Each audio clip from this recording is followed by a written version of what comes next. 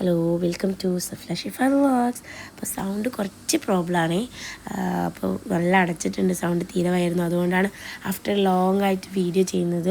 നമ്മളിപ്പം ഒരു കുഞ്ഞ് ഈദ് വ്ളോഗ് ചെയ്യാമെന്ന് വിചാരിച്ച് നമ്മൾ അബുദാബിയിലാട്ടോ അപ്പോൾ നമ്മൾ ഈദ് സെലിബ്രേറ്റ് ചെയ്യാൻ വേണ്ടിയിട്ട് അബുദാബിയിലേക്കാട്ടോ വന്നത്. കാരണം ഷിഫാദിനാണെങ്കിൽ എല്ലാവർക്കും 4 ദിവസം ലീവുണ്ട്.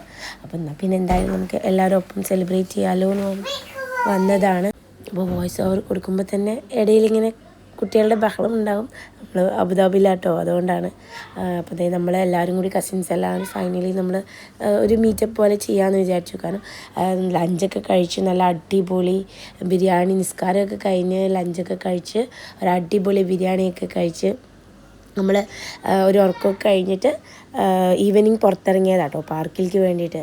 നമ്മളൊരു മോർണിംഗ് അവിടെ നിന്ന് ഇറങ്ങിയത്, ഈദിൻ്റെ മോർണിംഗാണ് നമ്മൾ ദുബായിൽ നിന്ന് ഇറങ്ങിയിട്ട് ഈ ഒരു 12:30 ആയി നമ്മൾ അബുദാബി എത്തുമ്പോൾ. അങ്ങനെ നമ്മളിതേ ഈവനിങ് എല്ലാവരും ഒന്ന് മീറ്റ് ചെയ്യാമെന്ന് പറഞ്ഞിട്ട് പാർക്കിലേക്ക് വന്ന ആവശ്യം.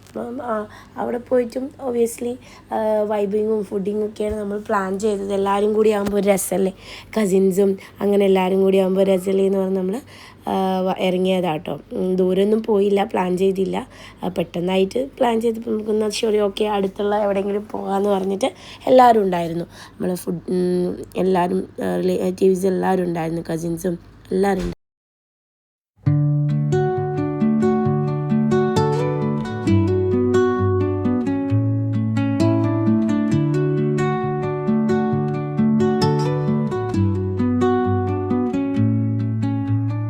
Under the boughs where the shadows play, the wind hums songs at the break of day, whispering pines, secrets untold, carrying tales only the forest holds.